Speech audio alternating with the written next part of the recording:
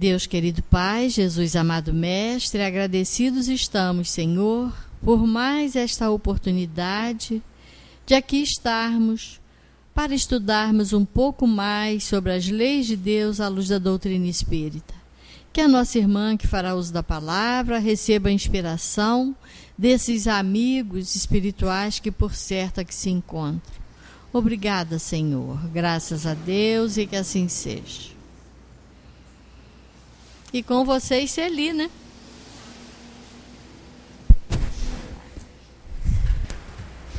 Uma boa tarde a todos nós, um feliz ano novo para todos, né? Que é ano novo, a gente só fala, mas de novo ele não tem nada. Só mudou o calendário. E a gente sabe que ele só será novo se nós fizermos as modificações necessárias, né? Porque às vezes não precisa. Né? Quando a gente fala que quando o time está ganhando não se mexe, se o nosso estiver ganhando, a gente continua jogando. Se não tiver, a gente mexe nele, né? Aí alguma coisa de novo acontece. Mas, de novo, né, acontece. Mas sempre é bom a gente dar uma modificadinha, porque nada no universo fica estagnado, né?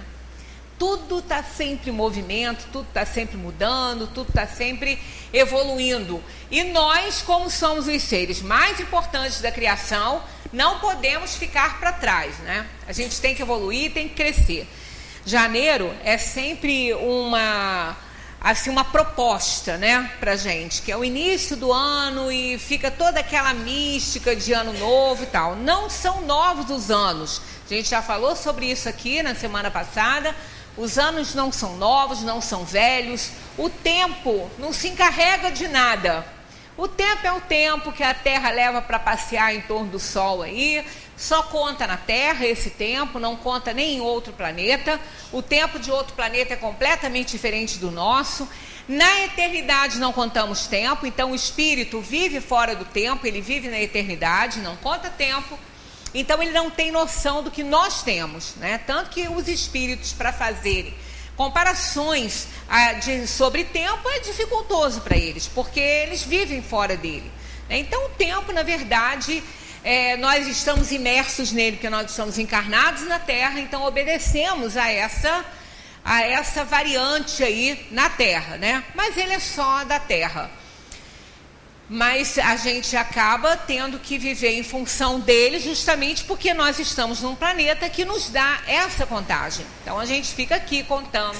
A cada volta do planeta é um ano, cada volta do planeta em volta do Sol a gente fica um ano mais experiente, né? A gente vai acrescentando anos aí a nossa vida na Terra, obedecendo ao ciclo da matéria, e assim vai, né? Então o tempo, a gente costuma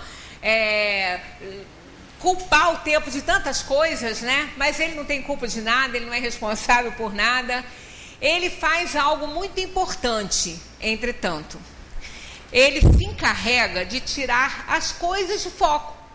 Então, quando se fala assim, o tempo cura tudo, deixa o tempo passar, o tempo cura as feridas. O tempo não cura nada. O tempo não cura nenhuma dor, o tempo não preenche nada. Ele não tem essa função. Mas ele tem uma função importantíssima, que é de tirar de foco. Aí a gente pensa que ele cura, né? Ele não cura. O tempo tira de foco as coisas que muitas vezes estão nos fazendo sofrer em determinados momentos.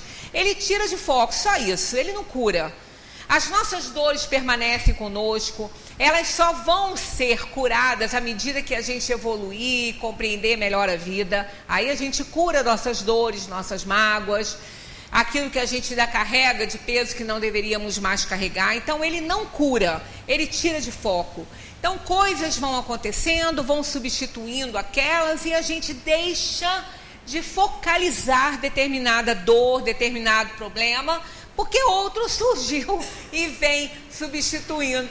Então, mas não houve uma cura. A cura vai acontecer por nós mesmos, quando a gente compreender melhor a vida, aí a gente cura as coisas, né? Então o tempo não é responsável por isso. Mas como a gente está imerso na Terra, Deus nos deu mais um ano aí na Terra, mais essa oportunidade. Esperemos que Ele nos dê muitos outros anos, porque a gente tem ainda muito que fazer, muito que resgatar, muito que se reajustar com esse mundo.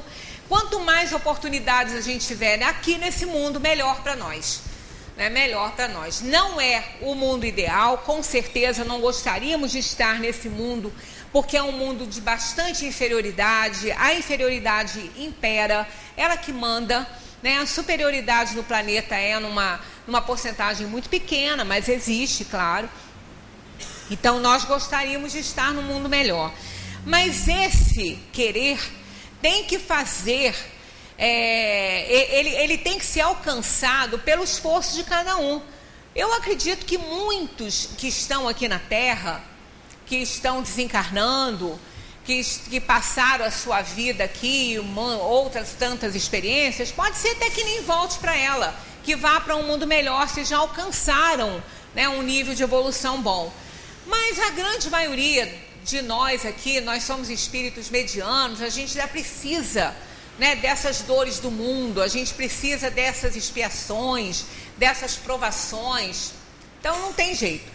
Talvez a gente ainda fique algum tempo aqui pela Terra, desencarna e volta, Agora, desencarnar e voltar para essa Terra, já estamos no lucro.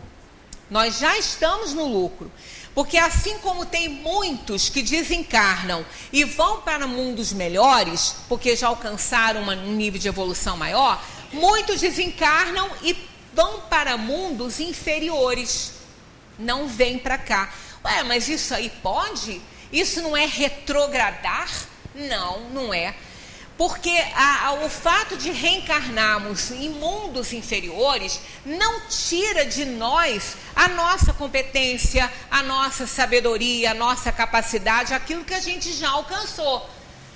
É pouco diante de mundos superiores, mas a gente já alcançou. E se nós permanecermos renitentes, resistentes ainda à inferioridade que carregamos, nós vamos ser enviados para mundos piores do que esse que a Terra é, mundo pior ainda do que esse, para auxiliar ao outro mundo na sua arrancada evolutiva, como aconteceu com a Terra, como aconteceu com os espíritos que foram exilados aqui na Terra, vindos de planetas mais superiores e que eram nocivos à evolução daquele planeta. Espíritos que não podiam permanecer lá, que eram uma laranja podre do saco.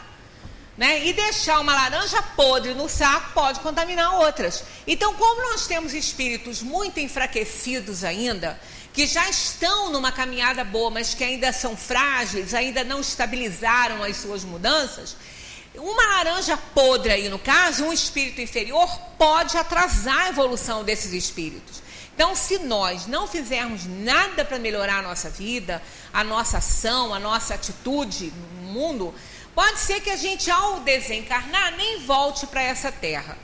A Terra não é boa, não é o ideal, que nós gostaríamos, mas ela ainda é muito boa perto de outros que tem nas muitas moradas da casa do Pai. E como não somos lá São Francisco de Assis, como Zé Manel costumava falar que a gente está mais para Hitler do que para São Francisco de Assis, mais para o perfume, mais para o cheiro da carne de porco do que do perfume das rosas, então provavelmente a gente não vai merecer ainda um plano muito melhor do que esse. Então voltar para ela é lucro, até porque a Terra está evoluindo. A Terra está em constante evolução.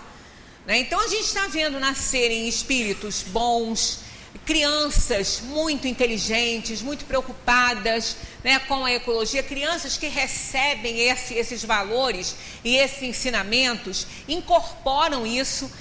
Não é incomum a gente ver uma criança chamando a atenção de um pai ou de uma mãe porque está jogando coisa no chão, porque está gastando muita água.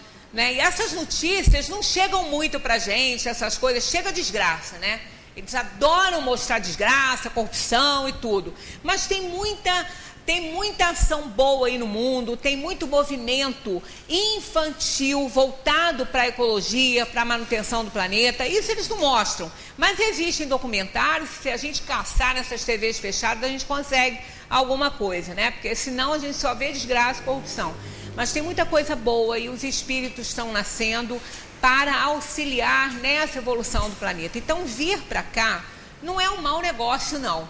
Né? Que a gente consiga pelo menos isso para não ir para um plano pior. Depende daquilo que a gente estiver fazendo aí, com tudo que a gente tem aprendido. Olha, nós tivemos 365 dias aí e 6 horas, né, no ano de 2014, para a gente aprender. E fora os outros que nós já vivemos, né? Recebemos a bênção de poder virar o ano, de estar aqui mais uma vez, né, estudando essa doutrina, não sei até quando. Então resta aprender e aplicar, tentar aplicar. Não é fácil não, porque se fosse, a gente não estava mais na Terra, né?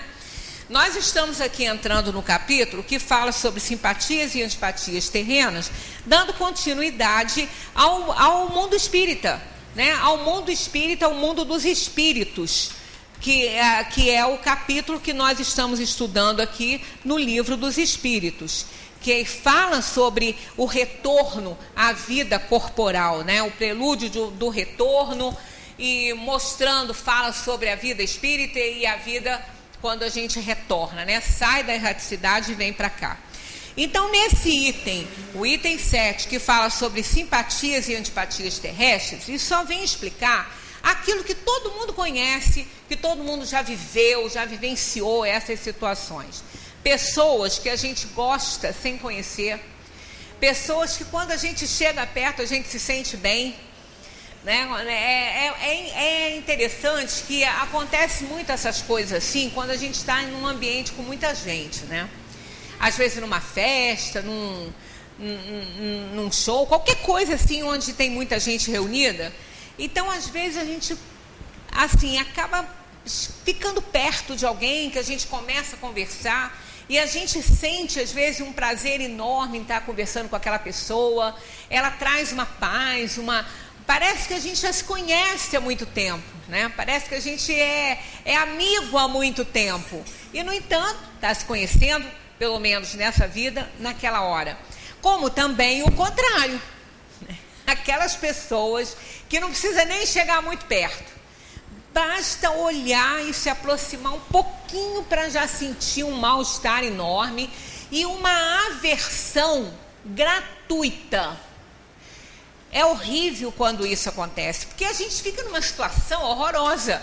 A pessoa simpática, a pessoa vindo ali, ou então está no grupo onde a gente está, e está aquela pessoa incomodando a gente ali, é um choque fluídico, a pessoa não precisa nem falar nada, né? Basta estar perto, a gente já está, sabe, tendo uma repulsa, e é muito desagradável isso, porque muitas vezes a gente não consegue disfarçar, né? E passa por antipática, né? É horrível isso, mas acontece. Quando com as pessoas mais sensíveis, então isso acontece muito, tem que fazer um esforço muito grande. Então são as antipatias e as simpatias aqui no plano da Terra, né? Então todos nós, com certeza, já vivenciamos alguma coisa parecida. Kardec pergunta: 2 seres que se conheceram e se amaram podem encontrar-se noutra existência corpórea e se reconhecerem? Kardec estende a questão, né? Não só se encontrar, mas se reconhecem? E eles respondem assim: reconhecerem-se, não, mas serem atraídos um pelo outro, sim. E frequentemente as ligações íntimas, fundadas numa afeição sincera, não provêm de outra causa. 2 seres se aproximam um do outro por circunstâncias aparentemente fortuitas, mas que são resultado da atração de 2 espíritos que se buscam através da multidão. Bonito isso, chega a ser romântico, né? Pois é, mas, olha só, nem sempre essa atração aqui, essa busca de um pelo outro, no meio aí da multidão, nem sempre é para uma complementação de sentimentos, nem sempre é assim.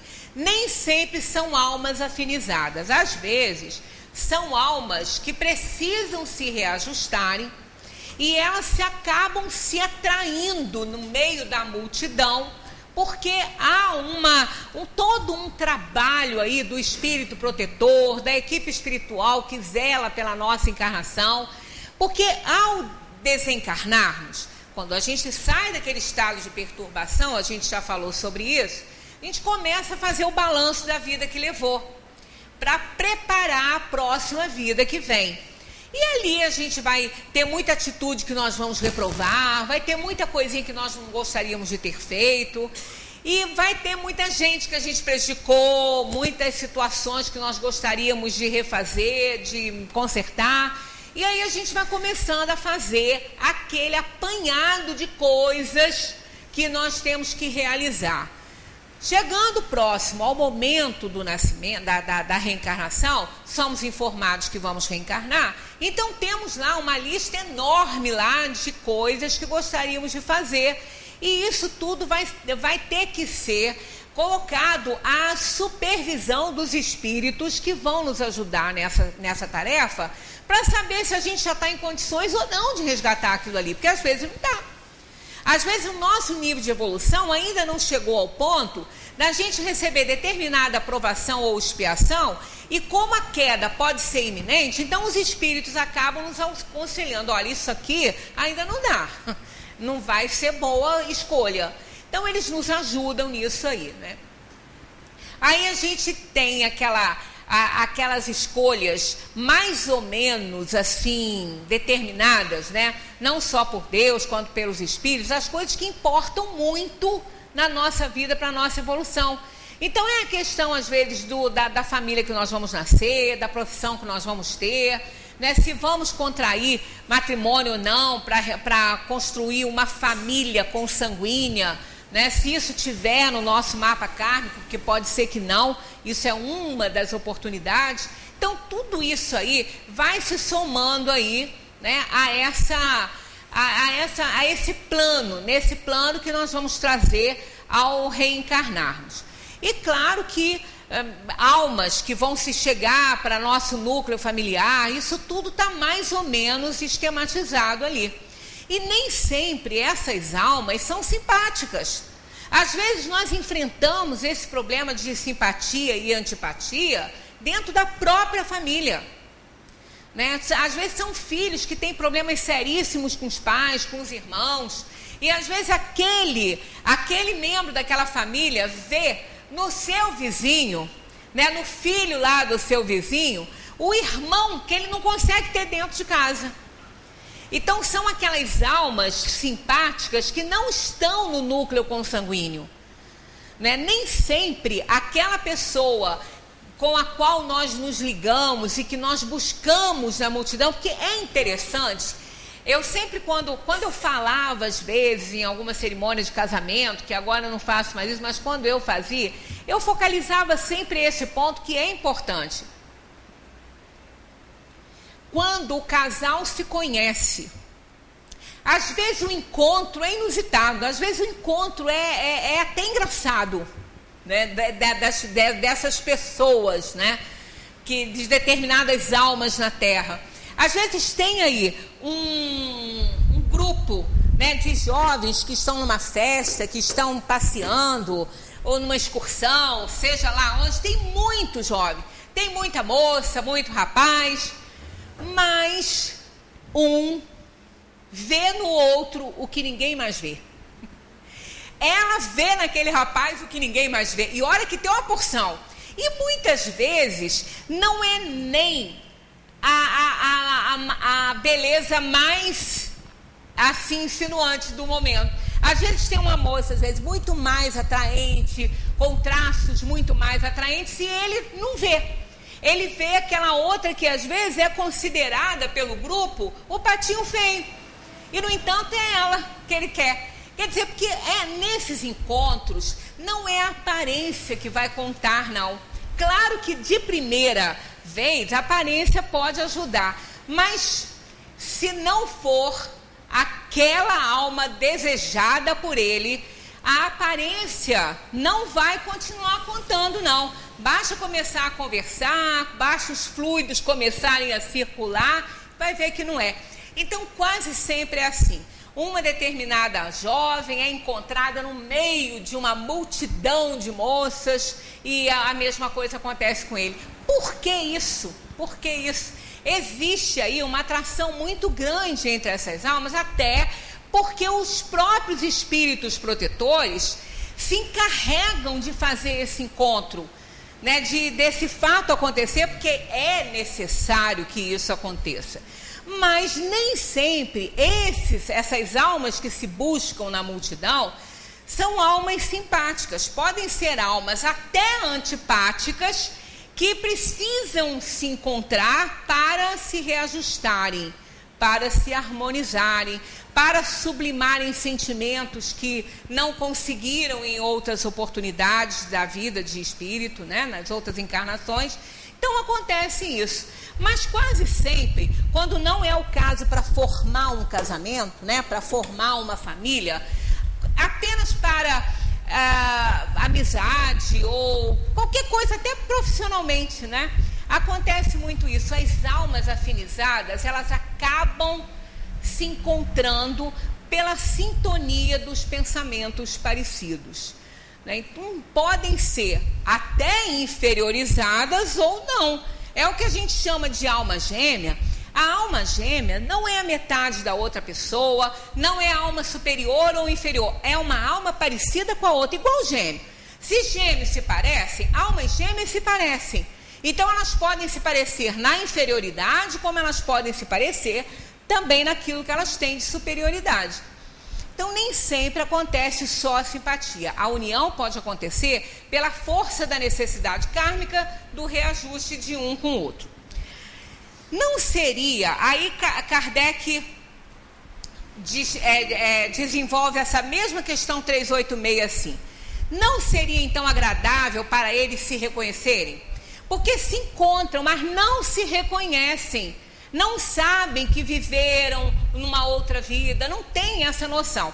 Tem uma reminiscência, tem algo que agrada, tem algo bom de sentir, tem uma intuição, né? Como às vezes a pessoa fala, poxa, parece que eu te conheço há tanto tempo, parece que eu já sou sua amiga há tanto tempo. Isso é porque são almas muito parecidas e afinizadas. Então Kardec pergunta, não seria então melhor que eles se reconhecessem? E eles respondem, nem sempre. A recordação das existências passadas teria inconvenientes maiores do que acreditais. Após a morte, eles se reconhecerão e saberão em que tempo estiveram juntos, né? Aí eles vão saber. Então, por isso que muitas vezes a gente sonha, inclusive, com pessoas que a gente não tem intimidade, que a gente não conhece, mora perto, mora no mesmo bairro, podem ser que sejam, né, que se encontrem de vez em quando, né, em algum lugar, em um estabelecimento comercial, qualquer coisa assim, mas não tem intimidade nenhuma. E às vezes a gente sonha com aquela pessoa como se aquela pessoa fosse muito íntima. E a gente acorda com aquela alegria, com aquele prazer de ter encontrado com aquela pessoa, de ter passado alguns momentos com ela. Aí a gente fala, gente, mas como que eu fui sonhar com fulano? Não conheço, nunca conversei, e no sonho eu tinha uma intimidade muito grande, né? Por isso. Porque são almas simpáticas. São almas que já vivenciaram em outras oportunidades, já podem ter nascido até na mesma família. E por uma razão muito simples, que é aquela de não ter uma necessidade de se reencontrarem no mesmo núcleo familiar, porque já resolveram essa questão, elas vêm em núcleos familiares diferentes, mas em determinados momentos elas se reconhecem, elas se encontram e acham que se conhecem, mas não tem uma lembrança exata disso aí, porque o objetivo não é esse, né?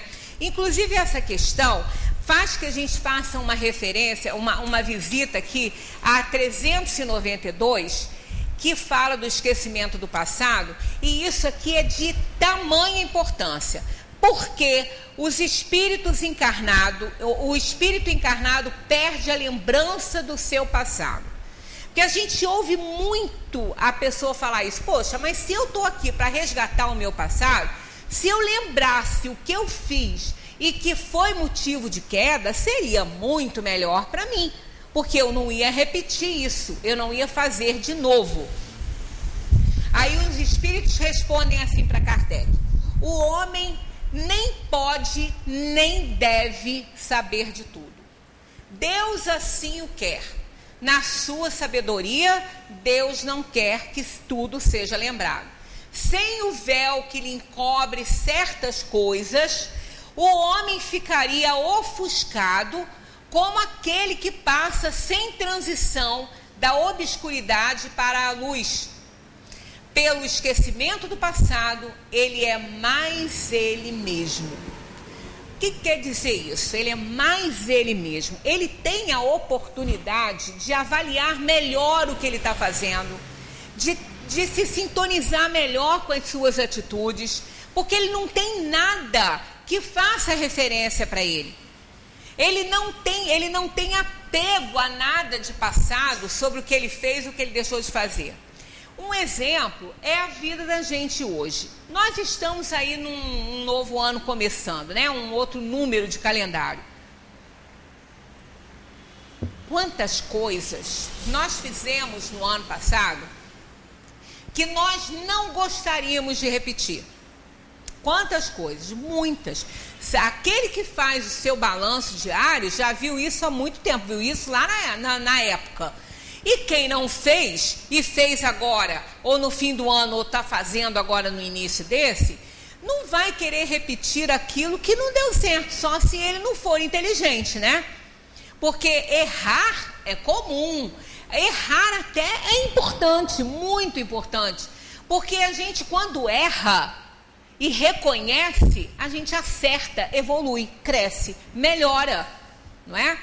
Então é importante errar, é através do erro que a gente aprende. Agora, aquele que não faz o balanço e não sabe que errou, não vê que errou, não procura ler a consciência, não vê nada, esse vai ter mais dificuldade de consertar seus erros. Ele não acha nem que errou, como é que ele vai consertar o que ele acha que está certo, né? Ele não vai mexer. Então, há muitas coisas que a gente faz o balanço, o ideal é fazer diariamente, né? A Tereza Cristina fez uma palestra aqui sobre o Ano Novo, né? No domingo retrasado, e foi excelente. Ela focalizou isso, que a gente não tem ano novo, que a gente tem dias novos para viver, e que o balanço não deve ser feito anual, deve ser feito diário, né? Diariamente. Ela explanou muito bem essa questão, e isso é real, né? Se a gente fizer isso, a gente acerta mais. Deixar para o fim do ano já complica mais um pouquinho. Mas ainda assim, quem não fez um dia, pelo menos agora está fazendo, melhor que não fazia, né?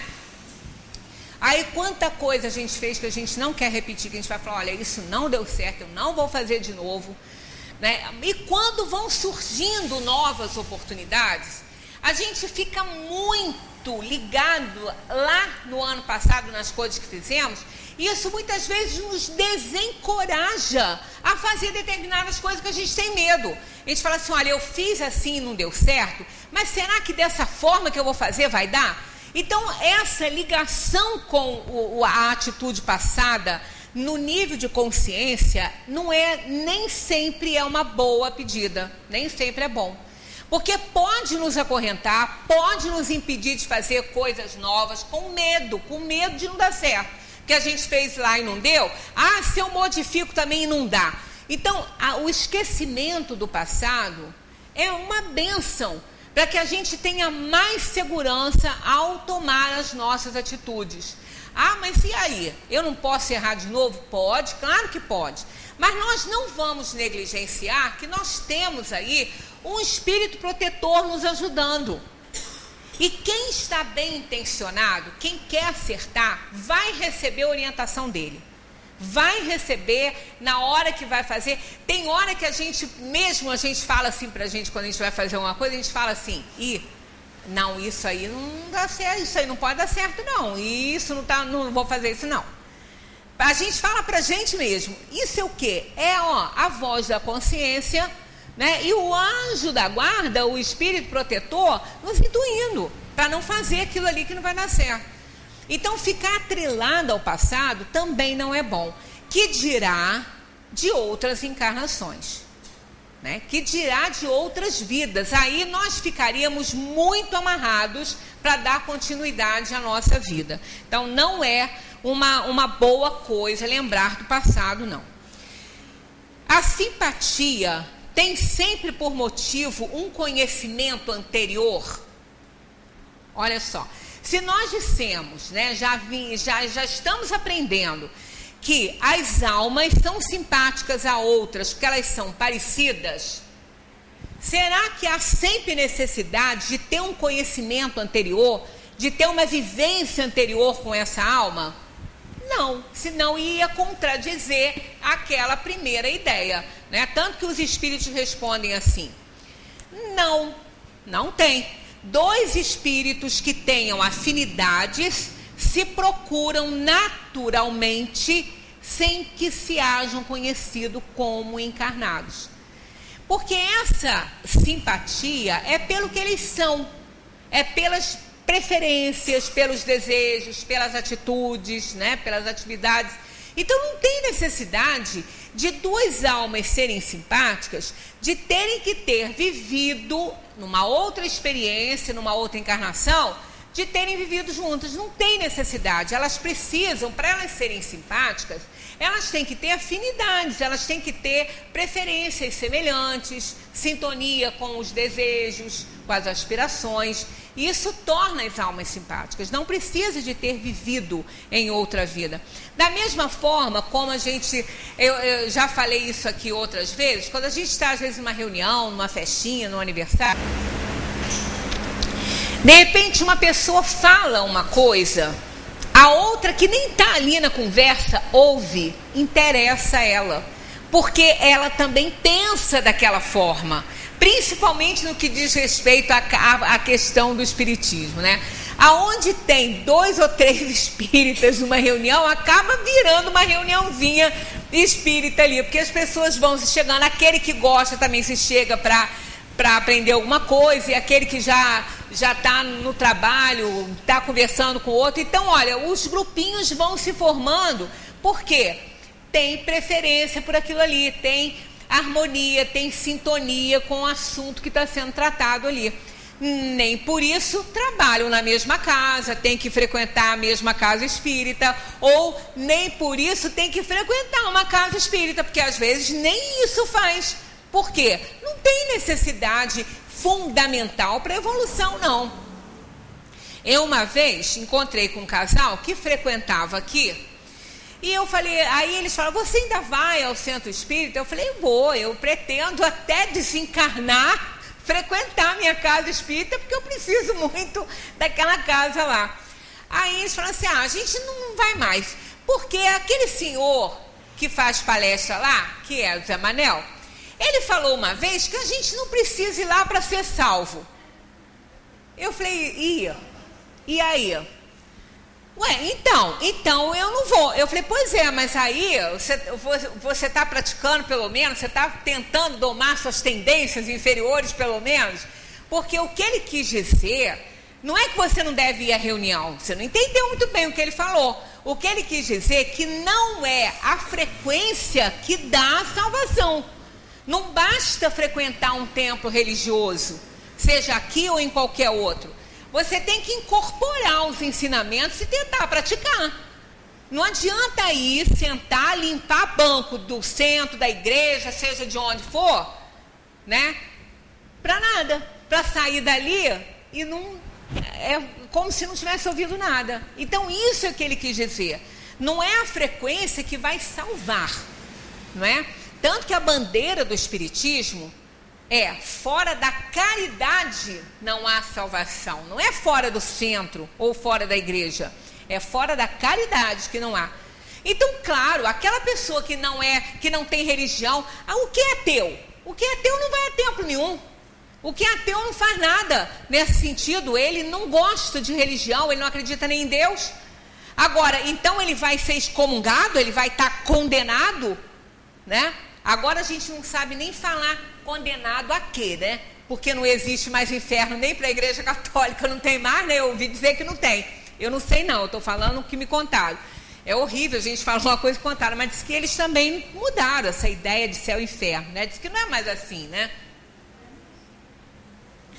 Pois é. Então para onde, que vai acontecer, né?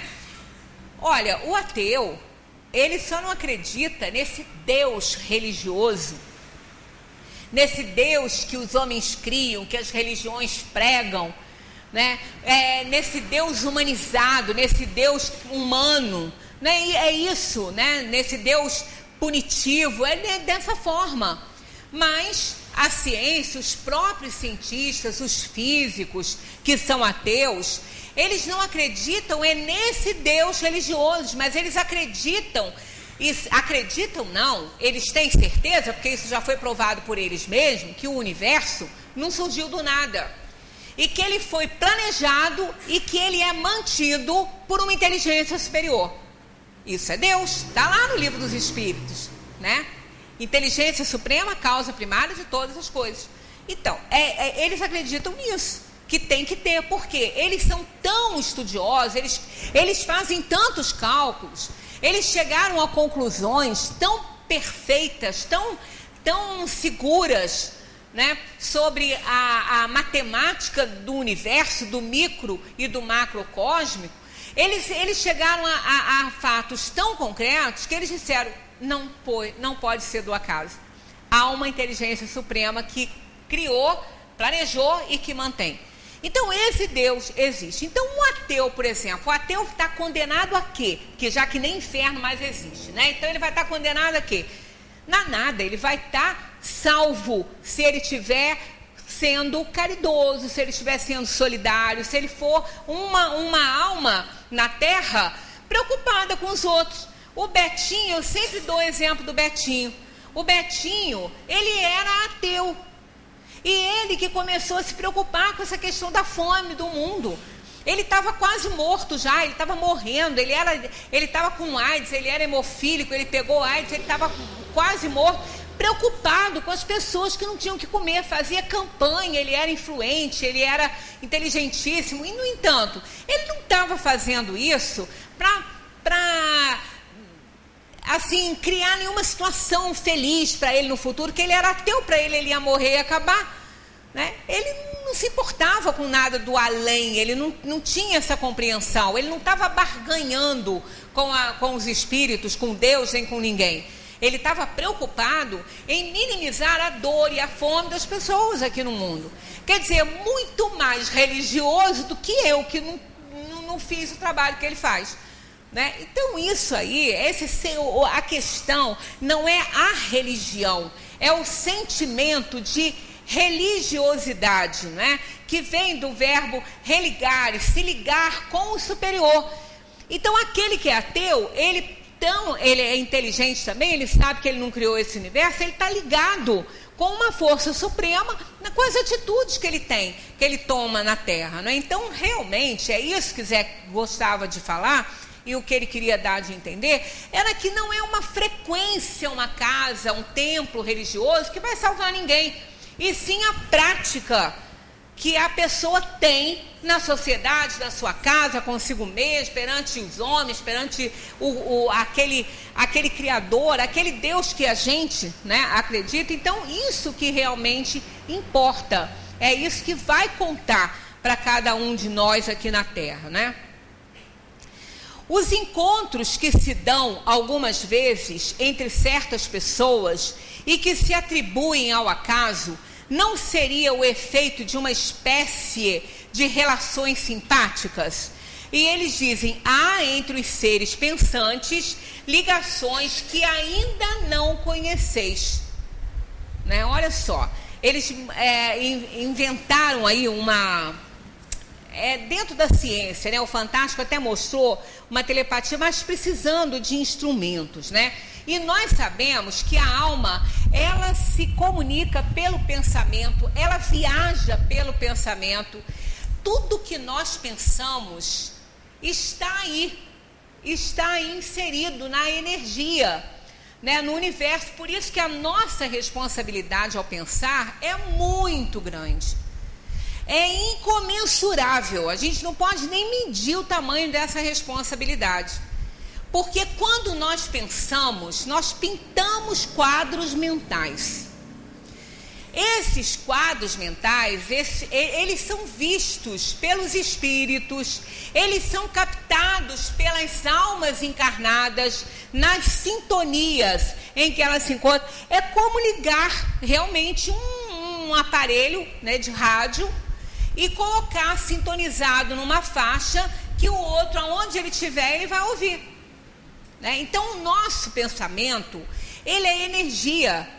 Ele possui vibrações que vão ser captadas pelas outras pessoas, não sendo conscientes, né? Eu posso captar o pensamento de alguém e não ter consciência disso. Muitas vezes, a gente, quando está assim num espaço ou num grupo, a gente fala uma coisa que não é um assunto em pauta, não tem nada a ver com o que está sendo conversado. Aí alguém fala uma coisa, o outro que está do outro lado, nossa, você leu meu pensamento? Eu ia falar isso agora. Você tirou as palavras da minha boca. Porque no momento que eu emiti o meu pensamento, porque o pensamento alicerça as ações, né? Então, na hora que eu pensei, para poder fazer, antes de eu fazer, o pensamento já estava sendo captado por alguém que tem sintonia com ele. Então, há um imã. Esses pensamentos eles se entrosam. E aí aquela pessoa teve o mesmo pensamento que eu, ou eu captei o dela, ou ela captou o meu, né? Mas isso é uma coisa natural. Por isso que aqui Kardec obtém dos espíritos essa resposta, né? Há entre os seres pensantes ligações que ainda não conheceis. O magnetismo é a bússola dessa ciência que mais tarde compreendereis melhor.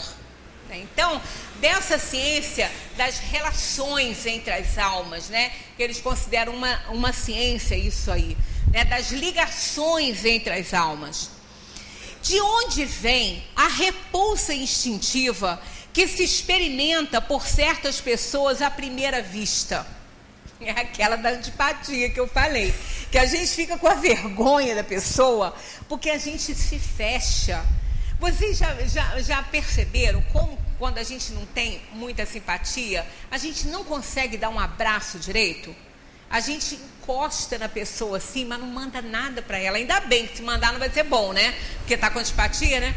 Então a gente fica ali, parece uma parede, né? É horrível abraçar alguém assim, né? Porque o bom é quando você abraça a pessoa e você se entrega naquele abraço ali com toda a sua energia e seu sentimento. Isso é muito bom, aí você recebe o mesmo daquela pessoa. Mas havendo repulsa, é um terror, é horrível. Eles dizem assim: espíritos antipáticos que se percebem e se reconhecem sem se falarem. Olha só, isso não quer dizer que sejam inferiores, não, tá? Que seja uma pessoa ruim, não é isso? Quando a gente tem a antipatia, vamos definir a conotação dessa palavra quando eles usam. Essa antipatia aqui não é não gostar. Ah, fulano tem antipatia de fulano, então quer dizer, não gosto de fulano. Não é com essa conotação que eles se referem aqui, não.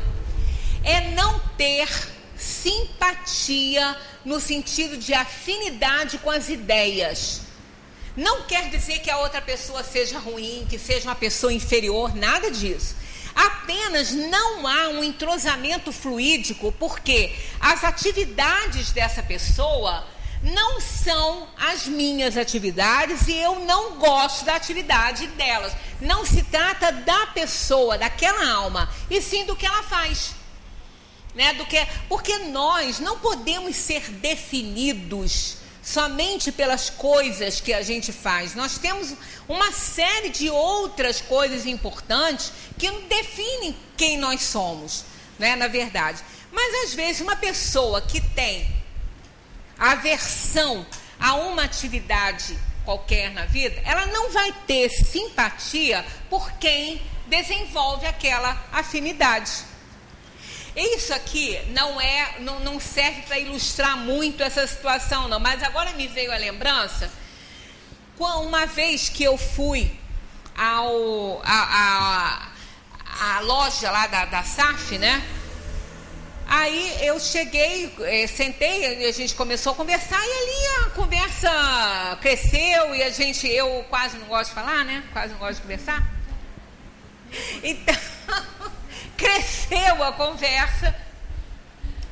Vocês mandando um telefone. Era uma coisa horrível. Meu marido falou, vai derreter o cabo. Não, o telefone descarregava, né? A gente tinha que passar para outro, porque descarregava. Ele falou, descarregou a pilha, agora vai derreter o cabo do telefone. Era mais de 1h30, era muito tempo. Então, eu conversando, aí surgiu esse assunto, ela falou, você acredita, por causa desse negócio de ir, porque ia ter uma amiga que passou por um momento difícil, aí com essa questão de morte, né, na família e tudo, e ela sempre teve pavor até da palavra. E uma vez ela falou, Deus me livre de ter plano SAF, você tá doido que eu vou fazer um plano funeral para mim? Posso ouvir falar em morte? Eu falei, minha filha, mas você vai morrer. Você já pensou que você vai morrer? Não fala isso para mim. Eu falei, mas você vai morrer, ó. Seu pai vai morrer, sua mãe vai morrer, todo mundo vai morrer. Graças a Deus que todo mundo vai morrer. Que ninguém vai ficar para semente nessa terra aí. E que a gente vai se renovar e vai voltar numa edição novinha, como diz Benjamin Franklin, né? Revista e atualizada por nós mesmos. Aí eu estava comentando essas coisas com ela, ela falou, pô, você sabe que isso é ela que não quer nem fazer, mas ela falou, nós, às vezes, somos rejeitados.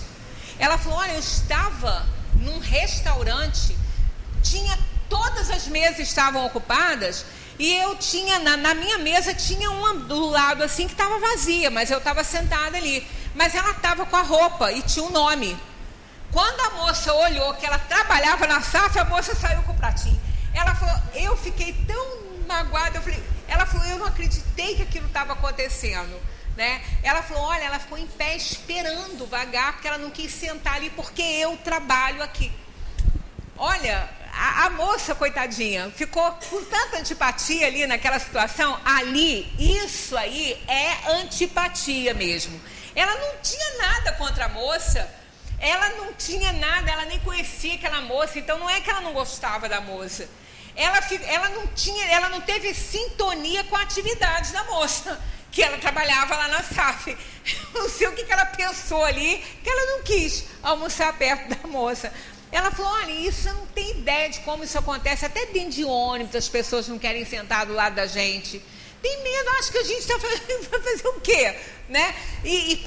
Ela falou, e principalmente com os rapazes que trabalham diretamente com os corpos. É um preconceito, olha, não dão nem a mão para eles. Eu falei, gente, o que é isso? Então, tá vendo? Ó, isso é o que é essa antipatia que eles estão falando aqui. Não é que a pessoa não goste da outra, ela não tem empatia, ela não consegue, porque ela não tem sintonia com o que a outra pessoa faz. E ela não consegue, para ela é um bloqueio muito grande. Então, é nesse sentido a simpatia e a antipatia. Não é que a gente não goste da pessoa, né? Existe ali uma barreira, de alguma forma, que impede a nossa sintonia perfeita com essa pessoa. Aí não dá certo. A antipatia instintiva é sempre um sinal de natureza má, né? A antipatia, como eu falei, nem sempre. Olha, dois espíritos não são necessariamente maus pelo fato de não serem simpáticos. A antipatia pode originar-se de uma falta de similitude do modo de pensar. Mas à medida que eles se elevam, os matizes se apagam e a antipatia desaparece. Tá vendo? Não quer dizer. Por isso que, às vezes, né, quando a gente fala que eu não consigo ficar perto de fulano, não quer dizer que o outro fulano seja ruim. e nem que nós sejamos também. Apenas a gente não tem nenhuma sintonia. Não tendo, né? E é igual grupos, quando a gente se forma grupos, né, na Terra aqui. Cada um forma o grupo que trabalha naquilo que ele gosta. Ele faz parte, ele entra naquele grupo, porque faz o que ele gosta de fazer. E assim os grupos vão se dividindo e cada um fazendo aquilo que acha, né, bom fazer. A antipatia entre duas pessoas nasce, em primeiro lugar, naquela cujo espírito é pior ou melhor. Não poderia ser diferente deles falarem que nenhuma nem outra, né? Porque se não depende da inferioridade, se a antipatia que a gente tem de alguém não depende da inferioridade nossa ou da outra pessoa, então ela não vai nascer nem de uma nem de outra. Não é pior aquele que eu olho para a pessoa, eu tenho antipatia antes mesmo da pessoa me ver, então eu que seria inferior porque eu tenho antipatia? Não, nem eu, nem o outro. Porque isso não está ligado ao nível evolutivo da pessoa. Aí eles dizem aqui, ó, numa e noutra, tanto faz em uma quanto na outra. Mas as causas e os efeitos é que são diferentes, né? É muito importante essa definição. A outra, quem teve antipatia primeiro, não é pior que a outra pessoa. Mas as causas e os efeitos é que são diferentes. Claro, olha. Vamos imaginar, ninguém aqui vai ter simpatia, logo de saída, por um grupo que estiver sendo apresentado aí, nocivo a uma sociedade. Um grupo de traficantes, de ladrões, de homicidas. Não vai ter, nenhum de nós aqui vai ter. Então, nesse caso aí, por que a nossa antipatia? Porque realmente a atividade dele é muitíssimo inferior. Então, nós não estamos naquele nível de evolução malévolo, capaz de ficar tirando a vida das pessoas e assaltando as pessoas. A gente não faz isso. Ninguém está livre disso, porque somos espíritos inferiores. Mas não temos isso como meta. A gente tem isso como meta? Não tem. Né? A gente não faz disso aí uma profissão como eles fazem. Né? Porque eles fizeram disso uma profissão. Assaltante virou profissão para eles, né? Assassinato virou profissão para eles, eles ganham para isso. Ninguém faz isso. Então, um grupo desse, claro que a nossa antipatia nesse momento por essa pessoa não é não gostar dela, é não gostar do que ela faz.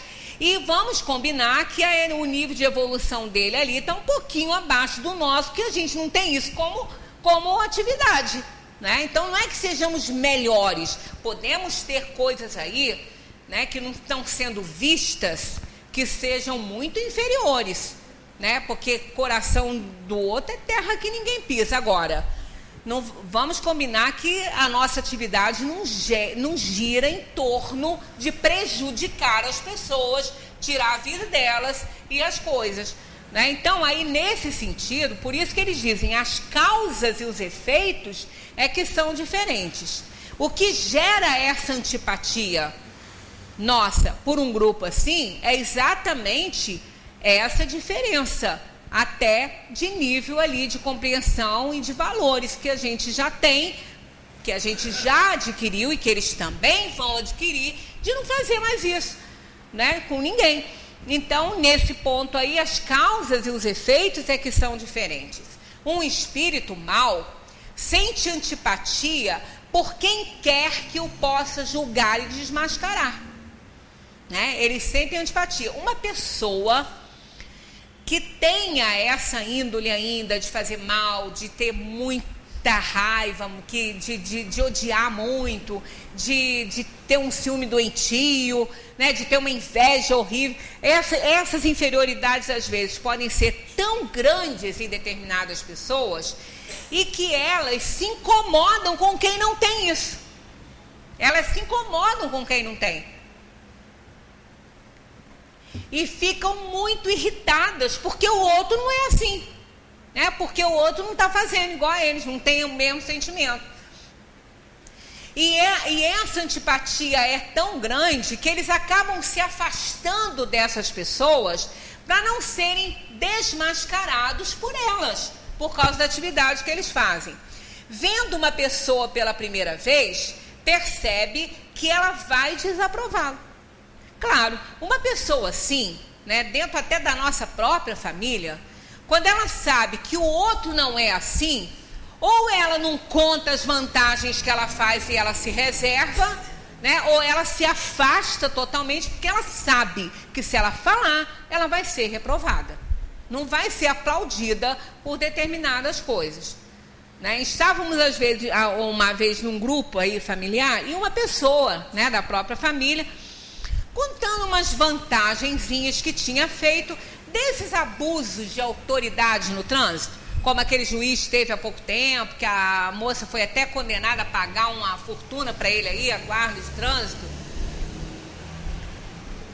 E essa pessoa estava lá se vangloriando de uma atividade que fez, deu uma carteirada, né, no policial de trânsito. E essa pessoa estava com a família no carro e achando o máximo. Quando ela me viu no grupo, que ela não sabia que eu estava ouvindo aquilo, quando ela me viu, ela não sabia onde ela ia se enfiar. Ah, mas eu não conversei, que eu tenho intimidade. Eu falei assim, aqui, você achou isso certo? Você fez isso perto das suas filhas? Eu não estou acreditando. Eu não estou acreditando que você fez isso com suas filhas dentro do carro. Não, mas depois eu falei com ele que eu estava brincando. Aí eu, como conheço, eu falei, Jesus Cristo, o que é isso? Né? Então, quer dizer, uma pessoa assim, ela se afasta de quem não vai aplaudir isso, porque não vai querer ouvir, né, que aquilo ali não está certo. Porque realmente é horrível, a gente tem que ter muito cuidado, não pode fazer, e não pode fazer, muito menos com criança dentro do carro, assistindo aquilo ali, assistindo o pai fazer uma coisa dessas, né? Então, meu marido fala, você tem que calar a boca, criatura. Você não tem nada com isso. Eu digo, então, fala para eu ouvir. Se eu não posso emitir minha opinião, não abre a boca perto de mim. Porque eu falo sim, como aceito quem fale comigo. Porque eu não sou perfeita, eu faço um monte de bobagem também. Então, quando a pessoa vem falar, eu fico quieta. Eu abraço a ideia do outro se eu estiver errado assim, porque a gente tem que saber, eu não sou perfeita, eu não faço tudo certo. Então, se não quer ouvir nada, não faz para eu ouvir, né? Não fala para eu ouvir, porque senão eu vou falar. Assim como eu falo, eu aceito também quem fala comigo, porque tem que ter essa humildade, né? Porque nem sempre a gente faz tudo certinho, né? Mas isso é um absurdo, né? Então, o bom aqui, aí eles continuam falando, ó, seu afastamento se transforma então em ódio, inveja, e lhe inspira o desejo de fazer o mal. Fica até com raiva daquela pessoa que não faz o mesmo que ele faz, né? E quer até fazer prejudicar aquela pessoa às vezes. Muita gente fala assim, deixa ela vai ver o que eu vou fazer com ela. E depois arma uma situação desagradável, isso acontece, né? O bom espírito, olha só, isso é um espírito inferior, né? Agora, o bom espírito sente repulsa pelo mal, porque sabe que não será compreendido por ele e que ambos não participam dos mesmos sentimentos. Tá vendo? O bom espírito sente repulsa pelo mal, não é porque não gosta da pessoa, sente repulsa pelo que ele faz.